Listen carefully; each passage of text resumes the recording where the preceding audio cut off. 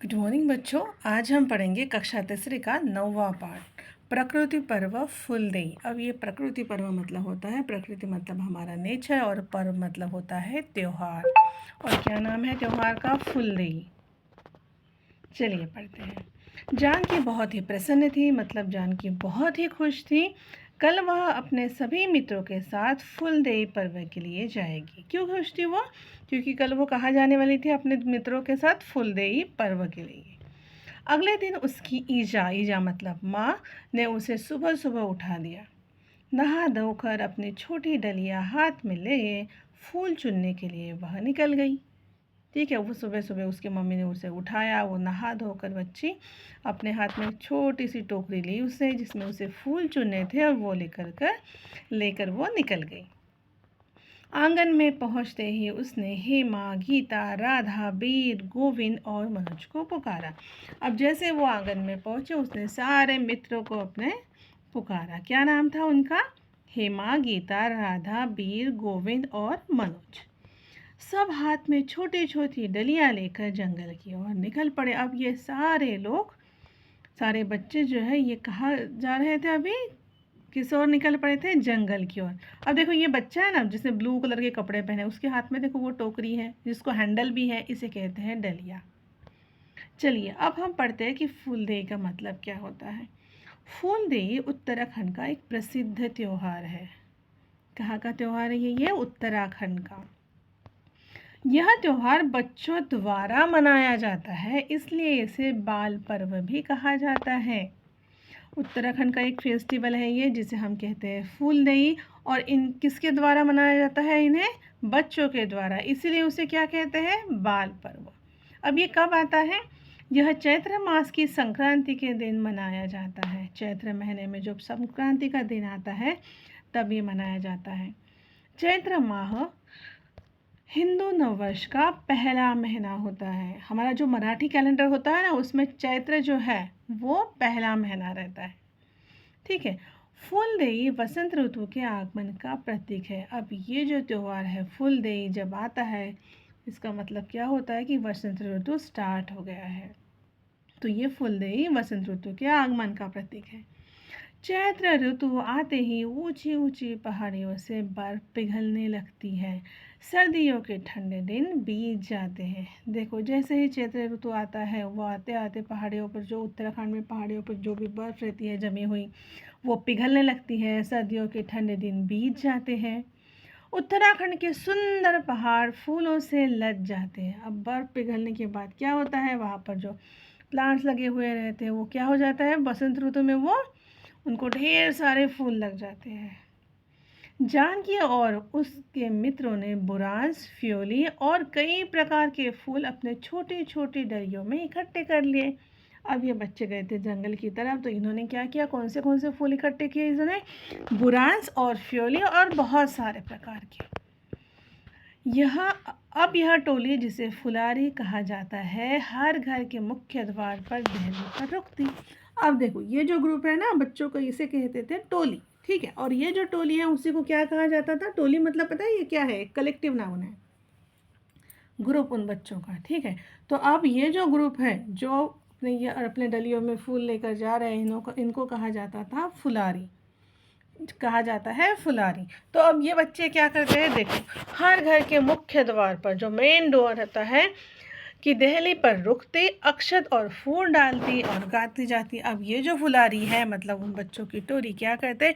हर घर के main door पर जाते और वहाँ पे जो दहलीज रहती है वहाँ पर रुकते थे, वहाँ पर अक्षत डालते थे, फूल डालते थे, और क्या गाना बोलते हैं?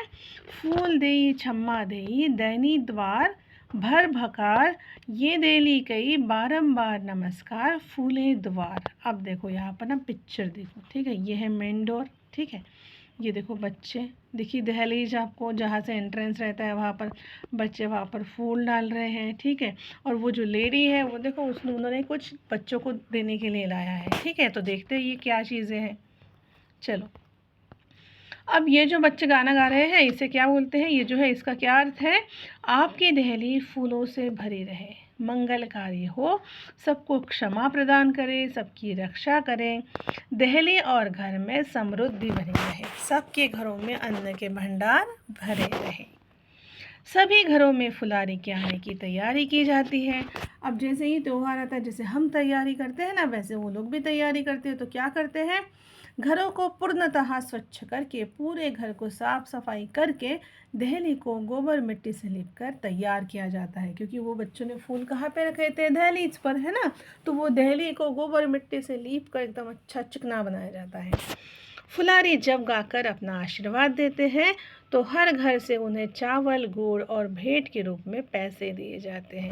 अब जो वो ग्रुप है बच्चों का जो फूल देने के लिए आते हैं, उनको क्या कहा जाता है, फुलारी। और वो गाना गाते हैं, आशीर्वाद देते हैं। तो हर घर से उन्हें क्या मिलता है, चावल, गुड़ और कुछ भेंट के रूप में पैसे। जानकी और सभी मित्र दिन भर दहली पूछकर बहुत थक गए थे, पर वे बहुत प्रसन्न थे। अब देखो, ये बच्चे सुबह से निकले थे, थक गए थे, लेकिन वो बहुत खुश थे। इस तरह फूलदेई का त्यौहार उत्तराखंड के अलग अलग क्षेत्रों में 8 दिनों से लेकर महीने भर तक चलता है। उत्तराखंड में ये त्यौहार मनाया जाता है। तो अलग अलग वहाँ पे जो क्षेत्र है, वहाँ पर 8 दिनों से लेकर महीना भर तक ये प्रोग्राम चलता है।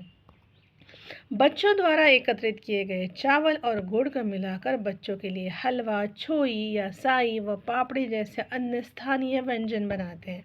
वहाँ को जो ट्रेडिशनल फूड है वो उससे बनाते हैं। गुड़ और चावल को मिलाकर क्या बनाते हैं, हलवा, छोई, साई और पापड़ी। व्यंजन बनाने के लिए जमा पैसों से घी या तेल खरीदा जाता है। अब तुम्हें पता है, उनको चावल गुड़ मिलता है, उसके साथ पैसे भी देते हैं।